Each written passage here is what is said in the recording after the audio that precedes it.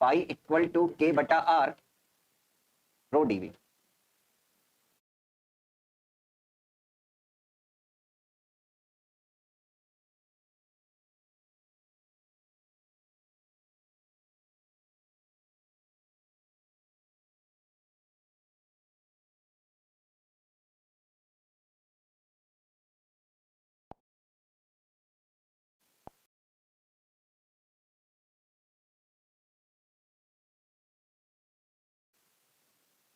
के बटा are square, अरे आवाज नहीं ना, r cos theta rho d v. फिर आगे है,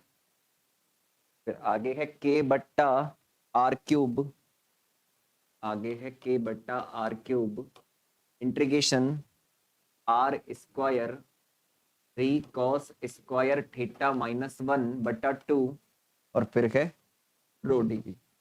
अब ये इस तरीके से चलता जाएगा। तो अब इसके बाद में चेक करना, इधर ध्यान दो ना, तो किस तरीके से लिखा जाता है ये इक्वेशन आने के बाद में, इधर ध्यान दो ना। अब चेक करो, यहां रो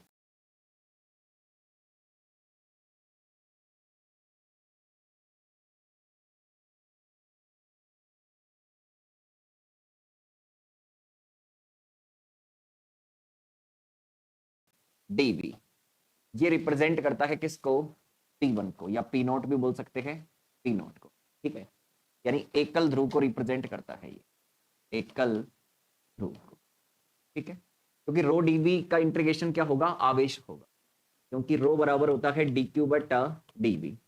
तो डी क्यू बराबर कितना होगा, रो डीवी, तो क्यू बराबर कितना हो जाएगा, इंटीग्रेशन रो डीवी। एक इसको रिप्रेजेंट करता है आवेश को, यानी एकल ध्रुव को रिप्रेजेंट करता है, ठीक है। दूसरा देखो, यहां पर ये जो r cos theta rho d v है, ये रिप्रेजेंट करता है P1 को, और ये द्विध्रुव के कारण द्विध्रुव आघूर्ण है, द्विध्रुव के कारण द्विध्रुव आघूर्ण को रिप्रेजेंट करता। इसके आगे चेक करना, फिर integration r square 3 cos square theta -1/2 rho d v, ये P2 यानी चतुर्ध्रुव आघूर्ण को रिप्रेजेंट, चतुर्ध्रुव आघूर्ण को रिप्रेजेंट करता है। अतः फॉर्मूला क्या बन जाएगा, फाइनली फॉर्मूला बन जाएगा फाई इक्वल टू के पी नॉट बट्टा आर, फिर के P1 बट्टा आर स्क्वायर, फिर के P2 बट्टा आर क्यूब, इस तरीके से चलता जाएगा। बता दो ऐसे कैसे।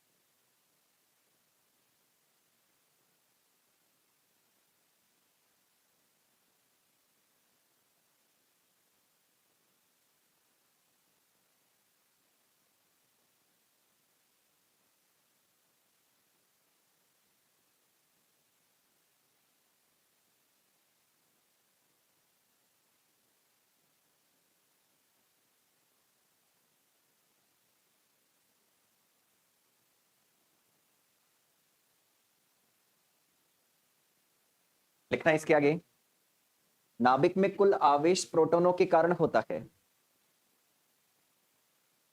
नाभिक में कुल आवेश प्रोटॉनों के कारण होता है। नाभिक में कुल आवेश प्रोटॉनों के कारण होता है। आओ देखो, सुनो, नाभिक में कुल आवेश प्रोटॉनों के कारण होता है, इसका मतलब क्या है? इसका मतलब ये है, इंटीग्रेशन रो डीवी किसको रिप्रेजेंट करता है? कुल आवेश। प्रोटॉन के कारण है इसलिए क्या लिख दो? ए लिख दो। प्रोटॉन के कारण है इसलिए क्या लिख दिया मैंने? इसे ए लिख दिया। अब सुनो, इस स्थिति में जो चतुर्ध्रुव आघूर्ण होता है, इस स्थिति में चतुर्ध्रुव आघूर्ण इसको कैसे लिखते हैं? ध्यान देना, इस स्थिति में चतुर्ध्रुव आघूर्ण को क्यू से लिखते हैं, कैपिटल क्यू से। ठीक है, अब सुनो, देखो, इंटीग्रेशन रो डीवी, इसकी जगह क्या लिख सकते हैं? ई की जगह ई लिख दिया। फिर आगे क्या है? आर स्क्वायर, फिर ब्रैकेट में क्या है? 3 कॉस स्क्वायर थीटा -1/2।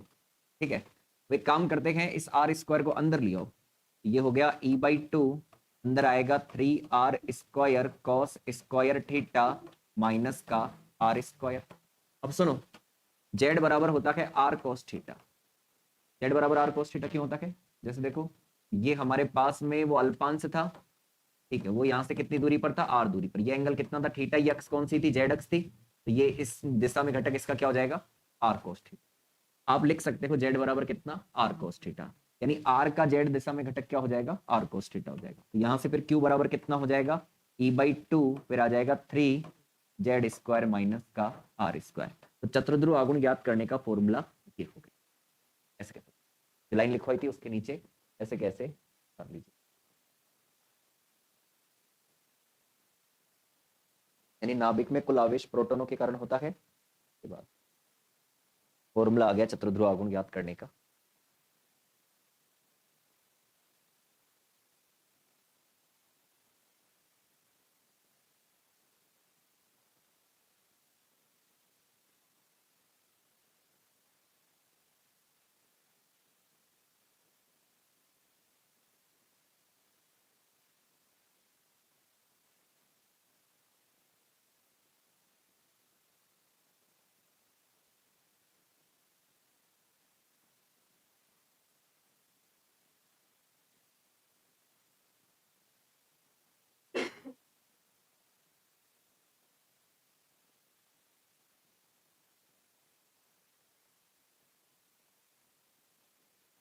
लिखे आगे। अब हेडिंग लगाओ इसी के अंदर छोटी सी,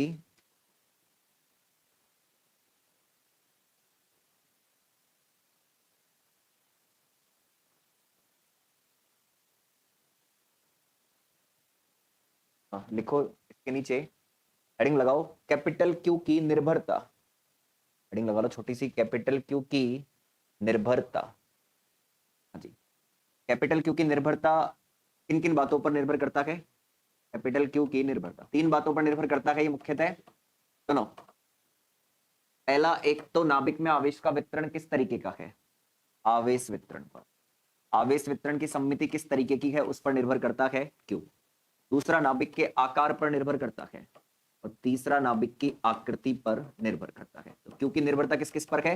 नाभिक की आकृति पर, नाभिक के आकार पर, और आवेश वितरण की सममिति किस तरीके की है उस पर निर्भर करता है। तो ये तीनों पॉइंट लिखने हैं। पहला पॉइंट लिखो, नाभिक में आवेश वितरण की सममिति पर। नाभिक में आवेश वितरण की सममिति पर। नाभिक में आवेश वितरण की सममिति पर। दूसरा लिखो, नाभिक के आकार पर। दूसरा लिखो, नाभिक के आकार पर। तीसरा लिखो, नाभिक की आकृति पर। तीसरा लिखो, नाभिक की आकृति पर। थर्ड लिखना, नाभिक की आकृति पर। हेडिंग लगाओ आगे, बस इतना सही था ना। आगे हेडिंग लगाओ, क्यू से संबंधित कुछ महत्वपूर्ण तथ्य। क्यू से संबंधित कुछ महत्वपूर्ण तथ्य। क्यू से संबंधित कुछ महत्वपूर्ण तथ्य। क्या पॉइंट है इसके अंदर? क्यू से संबंधित कुछ महत्वपूर्ण तथ्य। पहला पॉइंट लिखो, एक नाभिक का चतुर्ध्रुव आघूर्ण, एक नाभिक का चतुर्ध्रुव आघूर्ण आवेश की सममिति पर आश्रित होता है। एक नाभिक का चतुर्ध्रुव आघूर्ण आवेश की सममिति पर आश्रित होता है। एक नाभिक का चतुर्ध्रुव आघूर्ण आवेश की सममिति पर आश्रित होता है, यानी वही पहला पॉइंट यहां पे कहा था ना, आवेश वितरण की सममिति उस पर ही आश्रित होता है। दूसरा पॉइंट लिखो, या दूसरा पॉइंट सुन लो पहले ना। देखो, क्वांटम यांत्रिकी के अनुसार ये जो 1/2 आगे का अंकिक अंक है ना, ये नहीं आता। क्वांटम यांत्रिकी के अनुसार जो फॉर्मूला होता है वो ये होता है, ठीक है। यानी 1/2 आंकिक अंक को सम्मिलित नहीं करते हैं क्वांटम यांत्रिकी के आधार पर। सेकंड पॉइंट लिखो, क्वांटम यांत्रिकी में, सेकंड पॉइंट लिखो, क्वांटम यांत्रिकी में क्यू के व्यंजक में, क्वांटम यांत्रिकी में क्यू के व्यंजक में आंकिक मान 1/2 उपस्थित नहीं होता है। क्वांटम यांत्रिकी में क्यू के व्यंजक में आंकिक मान 1/2 उपस्थित नहीं होता है। आता ही नहीं है, जब क्वांटम के अकॉर्डिंग इसको डिराइव करते हैं ना, आता ही नहीं है 1/2। और न्यूक्लियर में आता है, तो फिर जो भी न्यूमेरिकल आएगा उसके अंदर अपन इसी फॉर्मूले का उपयोग करके सोल्व करेंगे, ना कि इस फॉर्मूले का उपयोग करके सोल्व करेंगे। 1/2 उपस्थित नहीं होता है, अतः क्वांटम यांत्रिकी के अनुसार, अतः क्वांटम यांत्रिकी के अनुसार चतुर्ध्रुव आघूर्ण, क्वांटम यांत्रिकी के अनुसार चतुर्ध्रुव आघूर्ण, क्वांटम यांत्रिकी के अनुसार चतुर्ध्रुव आघूर्ण, ये लिखो Q बराबर E, फिर ब्रैकेट में लिखना 3Z square minus R square, 3Z square minus R square.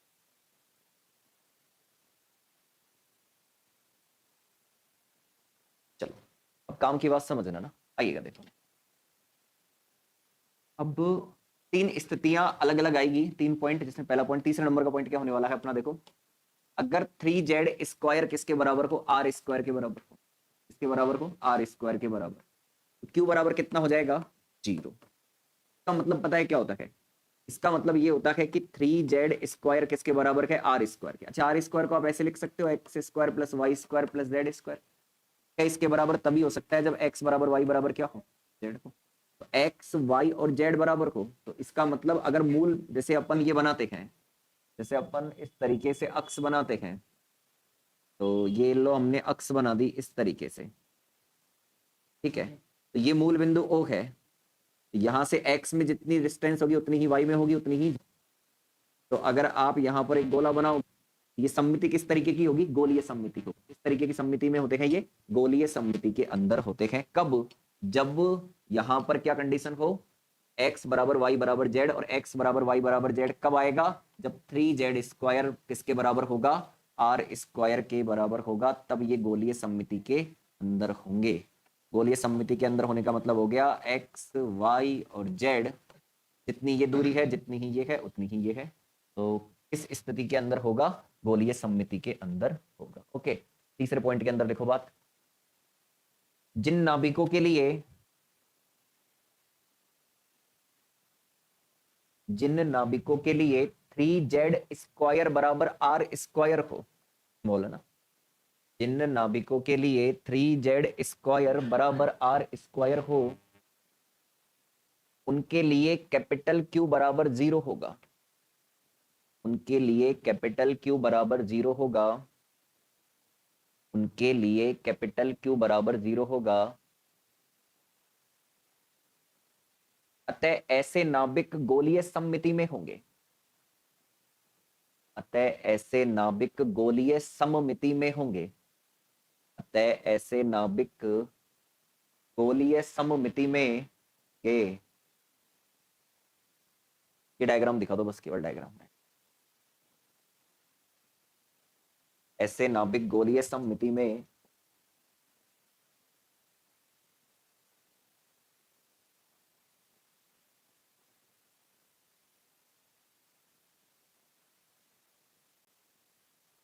ऐसे नाभिक गोलीय सममिति में होंगे।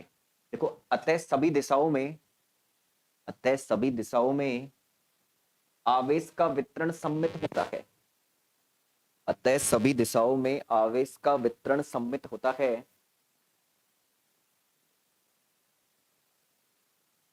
अतः सभी दिशाओं में आवेश का वितरण सममित होता है, अर्थात आवेश वितरण गोलीय होता है। अर्थात आवेश वितरण गोलीय होता है। अर्थात आवेश वितरण गोलीय होता है। अर्थात आवेश वितरण गोलीय होता है।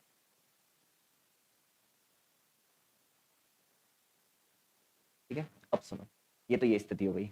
अब ध्यान देना, अगर हम ऐसे कहें कि 3z² ग्रेटर देन क्या हो, r² हो, तो क्यू कैसा होगा, धनात्मक। ठीक है, क्यू कैसा होगा, धनात्मक। अब इस स्थिति के अंदर क्या होता है, सुनो, इस स्थिति के अंदर ये होता है कि जो नाभिक का आकार है ना, वो उसकी जो लंबाई है वो कौन सी दिशा में बढ़ जाती है, जेड दिशा के अंदर बढ़ जाती है। यानी जेड दिशा के अंदर जब लंबाई बढ़ती है तो आकृति कैसी नजर आती है, चेक करो, ऐसी आकृति नजर आती है, इस तरीके की। अब चेक करना, यहाँ पे कुछ इस तरीके की स्थिति होने वाली है। एक्स में और वाई में तो क्या है, डिस्टेंस सेम है, और जेड के अंदर क्या है, ज्यादा है।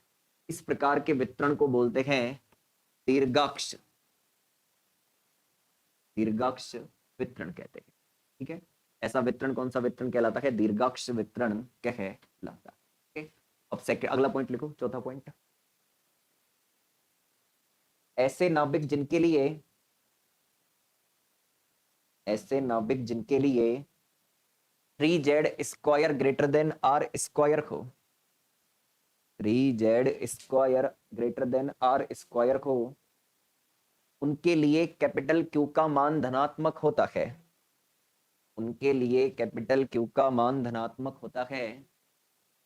उनके लिए कैपिटल क्यू का मान धनात्मक होता है। अतः ऐसे नाभिकों में, अतः ऐसे नाभिकों में आवेश वितरण, अतः ऐसे नाभिकों में आवेश वितरण दीर्घाक्ष गोलाभ वितरण कहलाता है। हमने लिख दिया, दीर्घाक्ष गोलाभ वितरण कहलाता है। दीर्घाक्ष गोलाभ वितरण कहलाता है। इस स्थिति में आवेश वितरण, इस स्थिति में आवेश वितरण जेड दिशा में बढ़ जाता है। इस स्थिति में आवेश वितरण जेड दिशा में बढ़ जाता है, अर्थात नाभिक की लंबाई जेड दिशा में बढ़ जाती है। अर्थात नाभिक की लंबाई जेड दिशा में बढ़ जाती है। अर्थात नाभिक की लंबाई जेड दिशा में बढ़ जाती है। ठीक है, ये डायग्राम बना लो, ये डायग्राम दिखा दो।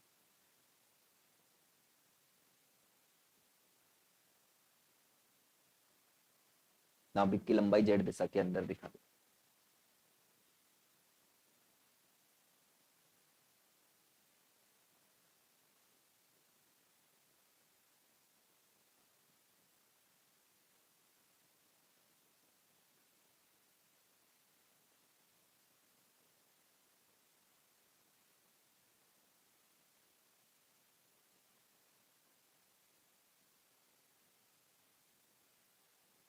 देख लिया, अगला लिखो, ऐसे नाभिक जिनके लिए, ऐसे नाभिक जिनके लिए 3z² लेस देन r² हो,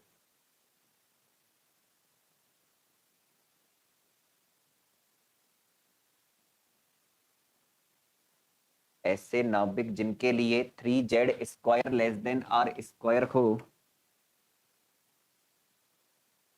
उनके लिए आवेश वितरण, उनके लिए आवेश वितरण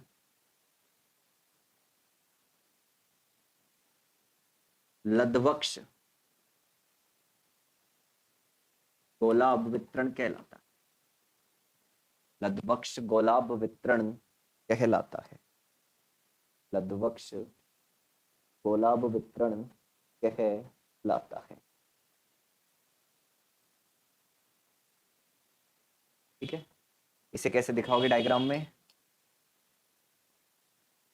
लध्वक्ष गोलाभ वितरण, इसके लिए जो लेंथ होगी ना वो कहाँ कम हो जाएगी? जेड में कम। पढ़ा लो इसे। लध्वक्ष गोलाभ वितरण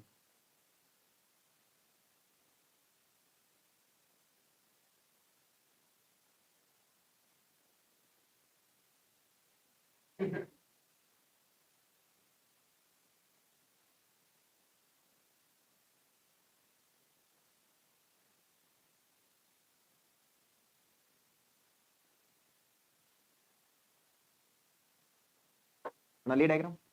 लिखो अगला पॉइंट। चतुर्ध्रुव आघूर्ण का मात्रक बार्ण होता है। चतुर्ध्रुव आघूर्ण का मात्रक बार्ण होता है। चतुर्ध्रुव आघूर्ण का मात्रक बार्ण होता है। लिखना, एक बार्ण बराबर, बार्ण सामने लिखा हुआ है, बार्ण होता है, एक बार्ण बराबर 10 की पावर -28 मीटर स्क्वायर। याद रखना है मान।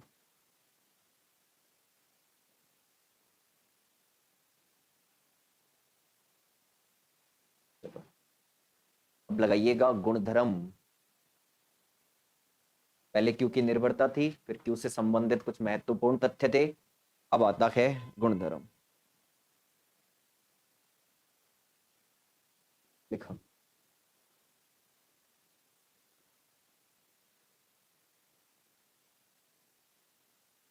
गुणधर्म। हाँ जी, अगर नाभिक में प्रोटॉन और न्यूट्रॉन की संख्या बढ़ती है तो चतुर्ध्रुव आघूर्ण भी क्या होता है? बढ़ता है। पहला गुणधर्म। दूसरा सुनना, अगर प्रोटॉन व न्यूट्रॉन की संख्या मैजिक संख्या के बराबर हो, क्या होती है मैजिक संख्या? 20 होता है।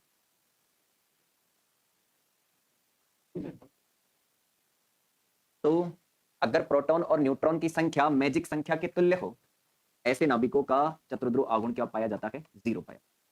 ऐसे नाभिक स्थायी भी होते हैं।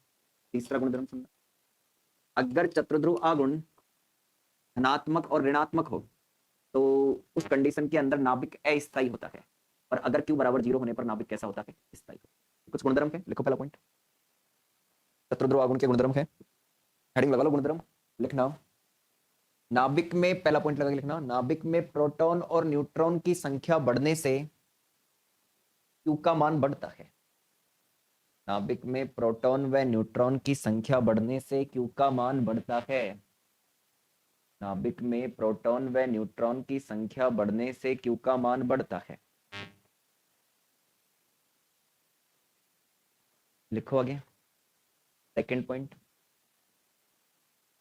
यदि प्रोटॉन और न्यूट्रॉन की संख्या, यदि प्रोटॉन और न्यूट्रॉन की संख्या मैजिक संख्या, यदि प्रोटॉन और न्यूट्रॉन की संख्या मैजिक संख्या 2, 8, 30, 28, 50, 82, 126 के बराबर हो, के बराबर हो, तो इनके लिए चतुर्ध्रुव आघूर्ण का मान 0 प्राप्त होता है। तो इनके लिए चतुर्ध्रुव आघूर्ण का मान 0 प्राप्त होता है। तो इनके लिए चतुर्ध्रुव आघूर्ण का मान 0 प्राप्त होता है। एग्जाम्पल लिख देना, ये दोनों, इनके लिए, इसके लिए भी क्यों क्या होगा? 0, इसके लिए भी क्यों क्या होगा? 0। क्योंकि इसमें प्रोटॉन कितने हैं? 8, न्यूट्रॉन भी कितने हैं? 8 है। इसमें प्रोटॉन कितने हैं? 2, न्यूट्रॉन भी कितने हैं? 2। मैजिक संख्या के बराबर है तो इसका क्यू भी 0 होगा और इसका क्यू भी क्या होता है? 0 होगा। तो ठीक है, ध्यान रखना है। लिख लो दोनों एग्जाम्पल, 8 और 16 2He4 दोनों के नीचे लिख लेना, क्यू का मान कितना है? 0 है। क्यू का मान कितना है? 0 है। आगे चलते हैं, अगला पॉइंट लिखो, यदि क्यू का मान, यदि क्यू का मान, यदि Q का मान धनात्मक व ऋणात्मक हो, यदि Q का मान धनात्मक व ऋणात्मक हो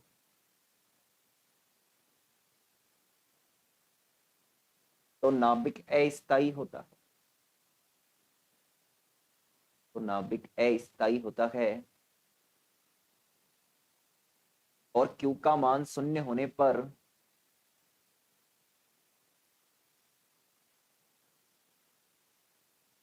दो दो बार नहीं लिखा, वो तो न्यूट्रॉन की संख्या लिखी है ना। 8 को 2 बार नहीं लिखा मैंने ना, 2 को 2 बार नहीं लिखा। वो किसकी संख्या को रिप्रेजेंट करता है? न्यूट्रॉन की। ओके। तीसरा पॉइंट लिखना, यदि Q का मान धनात्मक व ऋणात्मक है तो नाभिक अस्थायी होता है, नाभिक अस्थायी होता है। और Q का मान शून्य होने पर, और Q का मान शून्य होने पर, और Q का मान शून्य होने पर नाभिक स्थायी होता है, नाभिक स्थायी होता है, नाभिक स्थायी होता है। अगला पॉइंट लिखो, दो मैजिक संख्याओं के मध्य, दो मैजिक संख्याओं के मध्य आवेश वितरण की आकृति,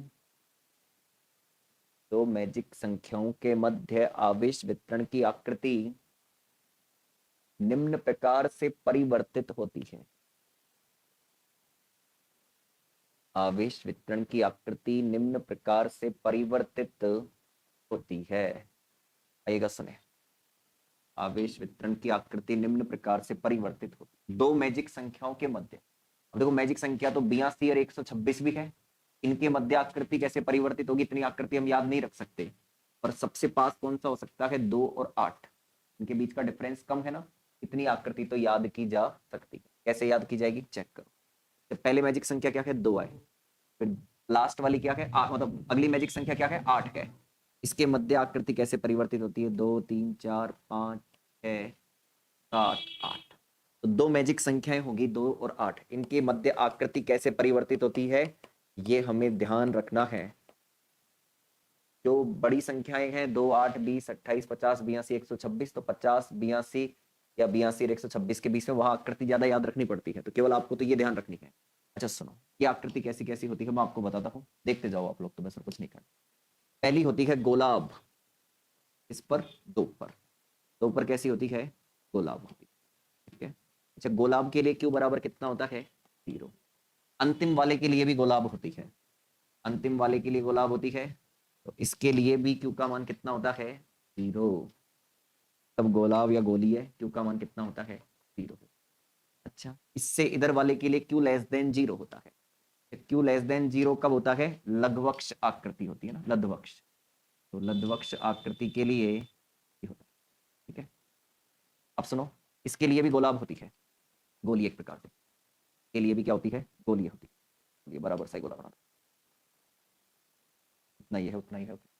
ये क्यू बराबर क्या हो गया? 0। अब इधर से आओ, इसके लिए दीर्घाक्ष होती है, इसके लिए अति दीर्घाक्ष होती है। ठीक से के लिए क्यू ग्रेटर, ये गलत है, ये ठीक है ना, क्यू ग्रेटर देन क्या आएगा? 0 है। इधर लिख देते हैं गोली है। ठीक है, ये हो गया हमारे पास में लघुवक्ष, ये क्या हो गया? गोली है। ये क्या हो गया? दीर्घाक्ष। इन दोनों के लिए भी दीर्घाक्ष की होती है, एक के लिए अति दीर्घाक्ष होती है, एक के लिए दीर्घाक्ष। ठीक है ना, 5वें नंबर वाले के लिए अति दीर्घाक्ष होती है और उसके लिए दीर्घाक्ष होती है, के लिए भी क्यू ग्रेटर देन 0। और इसके लिए क्यू ग्रेटर देन क्या होता? ये तो क्या हो गया? अति दीर्घाक्ष, ध्यान रखना है। और ये क्या हो गया? दीर्घाक्ष। यानी दो मैजिक संख्याओं के मध्य जो आवेश वितरण की आकृति है ना, निम्न प्रकार से परिवर्तित होती है। तो बिल्कुल फिक्स, ये उल्टा करती, कोई इधर लेना, कोई इधर लेना, उठ जाओ।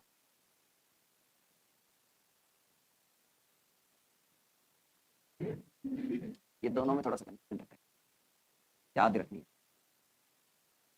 ठीक है, छठे नंबर की अति दीर्घक से ना, याद रखना है ना।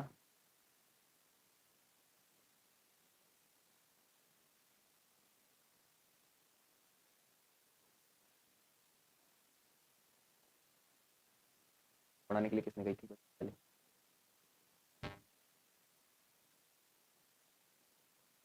ठीक है ना, ये याद रख लेना ना। 2 पे, 4 पे, 8 पे तो कौन सी है? गोलीय है। 3 पे लघ्वक्षक है, 5 पे 7 पे दीर्घाक्षक है, 6 पे अति दीर्घक आकृति है, हिंदी नामक है।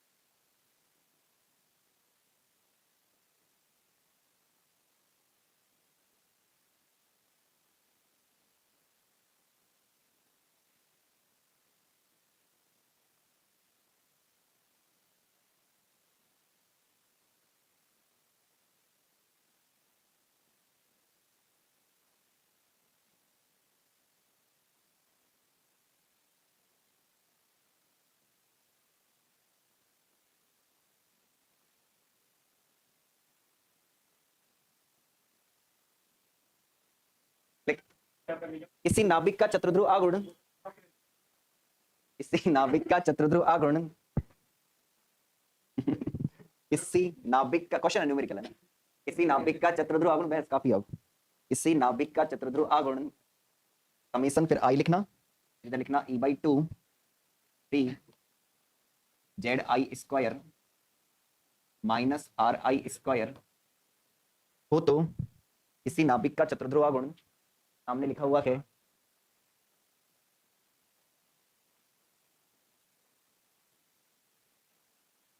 ये पढ़ रहा हूं, किसी नाभिक का चतुर्ध्रुव आघूर्ण Q इक्वल टू ये सामने दिया हुआ है हो तो दी गई स्थिति का चतुर्ध्रुव आघूर्ण ज्ञात करो। तो दी गई स्थिति का चतुर्ध्रुव आघूर्ण ज्ञात करो, 3 सवाल है इसमें। तो दी गई स्थिति का चतुर्ध्रुव आघूर्ण ज्ञात करो। पहला लिखना x बराबर प्लस माइनस आर पर, पहला लिखना x बराबर प्लस माइनस आर पर, पहला लिखना x बराबर प्लस माइनस आर पर प्रोटॉन स्थित हो, प्रोटॉन स्थित हो। दूसरा लिखना y बराबर प्लस माइनस आर पर प्रोटॉन स्थित हो, दूसरा लिखना y बराबर प्लस माइनस आर पर प्रोटॉन स्थित हो, कैपिटली y बराबर capital plus minus capital R पर प्रोटॉन स्थित हो। तीसरा लिखना z बराबर प्लस माइनस आर पर प्रोटॉन स्थित हो।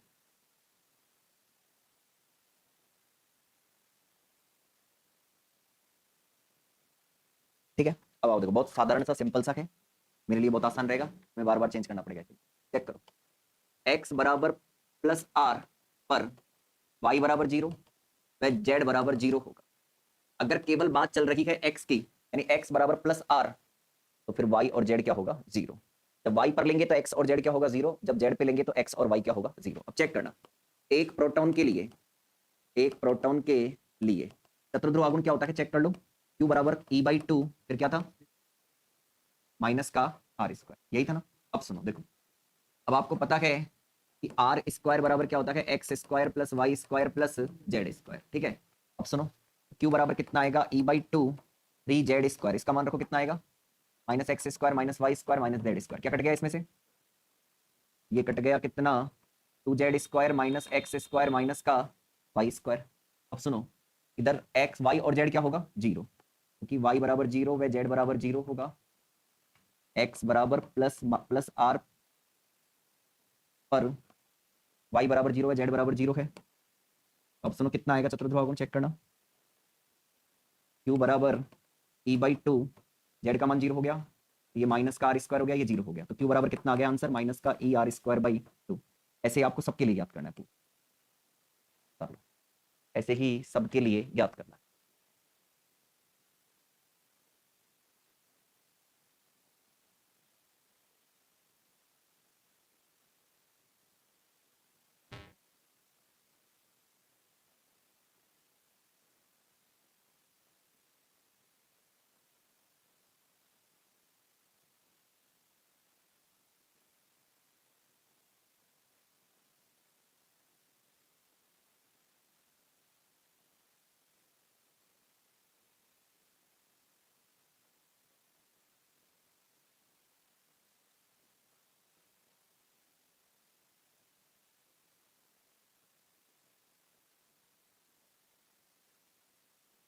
माइनस आर के लिए भी यही आंसर आएगा, इसी प्रकार करके नहीं पूरा लिखना है,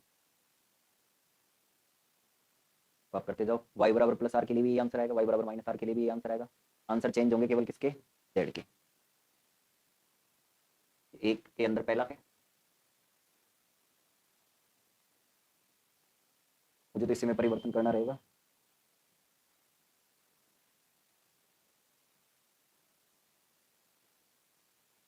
पूरा करना है फिर से, क्योंकि एक्स बराबर प्लस माइनस आर पर याद करेंगे तब दोनों जोड़ेंगे भी, एक्स बराबर प्लस माइनस आर पर याद करेंगे ना तब दोनों जोड़ेंगे, इसलिए पूरा करना पड़ेगा भाई। ठीक है, क्या लिखना है, केवल चेंज इसी में होगा, मैं बता देता हूँ। यहाँ माइनस आ जाएगा और फिर यहाँ पे भी क्या आ जाएगा, कहाँ गया, यहाँ पे भी माइनस आर आ जाए। ठीक है, फिर इधर लिखना है अतः, उसके आगे एक्स बराबर प्लस माइनस आर पर क्यू बराबर कितना आएगा, पहले कितना आया, माइनस का E R square by two, फिर E R square by two, तो माइनस का ई आर स्क्वायर उतार लो, ऐसे ही वाई का हो जाएगा, ऐसे ही जेड का हो जाएगा।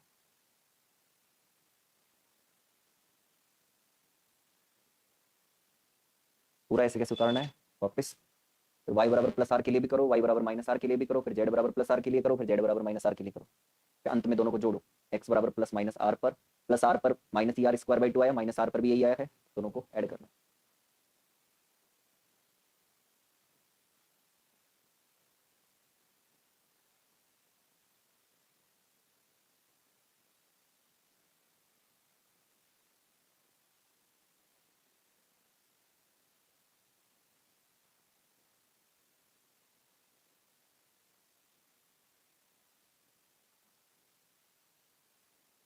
आगे के आंसर बताओ कितने कितने आ रहे हैं,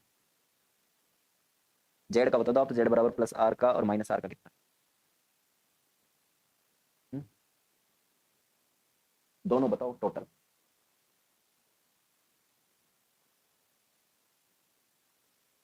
चलो इस तीनों को कंप्लीट।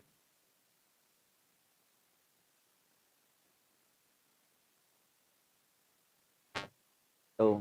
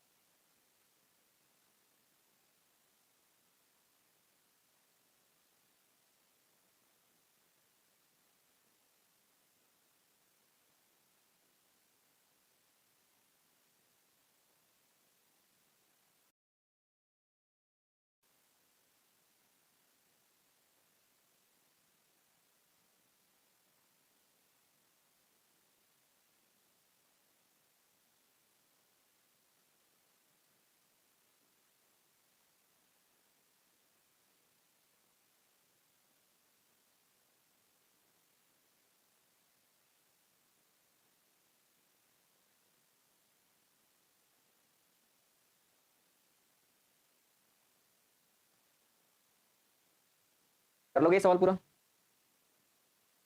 हाँ कर लेना इसको पूरा ना, कर लोगे ना इस सवाल को, कुछ भी नहीं है, साधारण सा बिल्कुल सीधा सा सवाल है ना, ठीक है, हो जाएगा, सेम टाइप का सा है ना, कर लेना इसे, ठीक है, आज के लिए इतना ही ना।